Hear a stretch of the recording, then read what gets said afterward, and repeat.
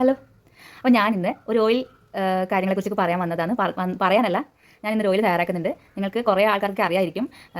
10 ദിവസം കാച്ചാത്ത ഒരു ഓയിലിലേക്ക് 5 ചേരുവകളൊക്കെ ഇട്ടിട്ട് അത് ലാസ്റ്റ് അരിച്ചെടുത്ത് ഉപയോഗിക്കുന്നൊരു എണ്ണ. അപ്പോൾ അതിന് ഉണ്ടാക്കാൻ വിചാരിച്ചിട്ടാണ്. കുറേ ആൾ സംശയമുണ്ട്, ചേച്ചി അത് ഉപയോഗിക്കാൻ പറ്റുമോ, അതില്ലെങ്കിൽ കുഴപ്പമുണ്ട്, അങ്ങനെയൊക്കെ ഒരുപാട് സംശയം. അപ്പോൾ ആ സംശയമൊക്കെ ഞാനിന്ന് തീർത്ത് തരാം കേട്ടോ. അപ്പോൾ ഞാനിന്ന് ഉണ്ടാക്കിയെടുക്കാം. അപ്പോൾ ഇന്ന് ഒരു ഇൻഗ്രീഡിയൻറ്റ് എനിക്ക് ഇല്ല. അപ്പോൾ അതെന്താണെന്ന് ഞാൻ പറഞ്ഞുതരാം. വാ.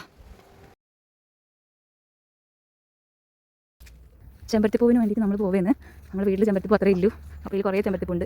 ഇതൊക്കെ നമുക്ക് പറിക്കാം. അമ്പൂട്ട് ചെമ്പരത്തിപ്പൂ പറ്റുമേ?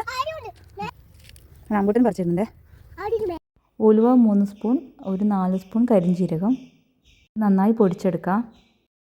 അപ്പോൾ ചെമ്പരത്തി കിട്ടിയിട്ടുണ്ട്, കുറേ കിട്ടിയിട്ടുണ്ട്. ഇപ്രാവശ്യം കുറേ ചെമ്പരത്തിപ്പൂ ഇടാന്ന് വിചാരിച്ച്. അതുപോലെ തന്നെ ഞാൻ ഇപ്പോൾ ഇപ്രാവശ്യം വെറൈറ്റി ആയിട്ട് ഇടുന്നത് പനിക്കൂർക്കൻ്റെ ഇലയാണ് കേട്ടോ. പനിക്കൂർക്കൻ്റെ ഇല ഇടാന്ന് വിചാരിച്ചു. പിന്നെ കുറച്ച് ചുവന്ന തുളസിയില്ലേ, ചുവന്ന തുളസി കുറച്ച് മതി, അത് എടുക്കാൻ വിചാരിച്ചു. ഈ പ്രാവശ്യം എനിക്ക് ഇല്ലാത്തൊരു ഇൻഗ്രീഡിയൻറ്റ് എന്താണെന്ന് വെച്ചാൽ ശംഖുപുഷ്പമാണ്. ശംഖുപുഷ്പം എനിക്ക് പ്രാവശ്യം കിട്ടിയിട്ടില്ല. അപ്പോൾ അതിന് പകരമായിട്ടാണ് ഞാൻ പനിക്കൂർക്കൻ്റെ ഇലയും അതുപോലെ തന്നെ തുളസി ഇലയും. അപ്പോൾ ഇതുകൊണ്ട് ഒരു പ്രശ്നമില്ല. കറ്റാർവാഴയിലിട്ടാൽ പിന്നെ പ്രശ്നമില്ല, മോശം സ്മെല്ലെല്ലാം വരും. അപ്പോൾ അതുകൊണ്ട് ഞാൻ വെളിച്ചെണ്ണ ഉണ്ടാക്കാൻ പോകുന്നത്. ഇതിപ്പോൾ നമ്മുടെ വീട്ടിൽ തന്നെ തേങ്ങ ആട്ടി എടുത്ത് വെളിച്ചെണ്ണയാണ് കേട്ടോ. അപ്പോൾ അതിന് വെച്ചെടുക്കട്ടെ. നമ്മളെ വീട്ടിൽ തന്നെ ആട്ടിയ വെളിച്ചെണ്ണ ഉണ്ടെങ്കിൽ അത് സൂപ്പറായിരിക്കും. അതില്ലെങ്കിൽ നമ്മൾ മല്ലറിൻ്റെ വെളിച്ചെണ്ണ ഉപയോഗിക്കുക. അതിനുശേഷം കരിഞ്ജീരകവും ഉലുവയും കൂടെ പൊടിച്ചത് ഇട്ട് കൊടുക്കുകയെന്ന്. അതിനുശേഷം ഞാൻ ചെമ്പരത്തിപ്പൂവ് ഇട്ട് കൊടുക്കുന്നത്. എനിക്ക് 10-15 ചെമ്പരത്തിപ്പൂവ് കിട്ടിയിട്ടുണ്ടായിനി. നിങ്ങൾക്ക് എത്രയാണ് ഉള്ളത് അത് ചെയ്താൽ മതി. അത് കുറഞ്ഞാലും കുഴപ്പമില്ല, കൂടിയാലും കുഴപ്പമില്ല.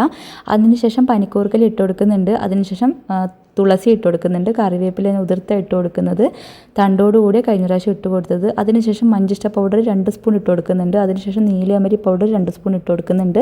ഇത് ആയുർവേദ ഷോപ്പിൽ വാങ്ങാൻ കിട്ടും. അതിനുശേഷം നന്നായിട്ട് മിക്സ് ചെയ്യുക. അതിനുശേഷം ഞാൻ 3 കുരുമുളക് ഇട്ട് കൊടുക്കുന്നുണ്ട്. അതിപ്രായമായവർക്ക്, കുട്ടികൾക്കെല്ലാം ജലദോഷം, കഫക്കെട്ട്, നീരിറക്കം വരാതിരിക്കാൻ വേണ്ടിയിട്ടാണ് കേട്ടോ. അതിനുശേഷം ഞാൻ ആവണക്കെണ്ണ ഒഴിച്ചു കൊടുക്കുന്നുണ്ട്. 100 ml ആണ് കേട്ടോ. ഈ കുപ്പി ഫുള്ള് ഞാൻ ഒഴിച്ചു കൊടുക്കുന്നുണ്ട്. എന്നിട്ട് നല്ലപോലെ അടച്ചിട്ട് ഒന്ന് മിക്സ് ചെയ്ത് കൊടുക്കുക. അതിനുശേഷം ഞാൻ ചെയ്യുന്നത് കഴിഞ്ഞ പ്രാവശ്യത്തെ പോലെയല്ല, നല്ല വെയിലുള്ള സ്ഥലത്ത് കൊണ്ടുപോയിട്ട് തുറന്ന് വെക്കണേ. ഇത് 10 ദിവസം തുടരണം കേട്ടോ. വെയിൽ പോകുമ്പോൾ എടുത്ത് മാറ്റുക, പിറ്റേ ദിവസം രാവിലെ വീണ്ടും തുടരുക. അങ്ങനെ 10 ദിവസം ഇങ്ങനെ ചെയ്തിട്ട് അതിനുശേഷം നമ്മൾ അരിച്ചെടുത്തിട്ട് ഉപയോഗിക്കുക.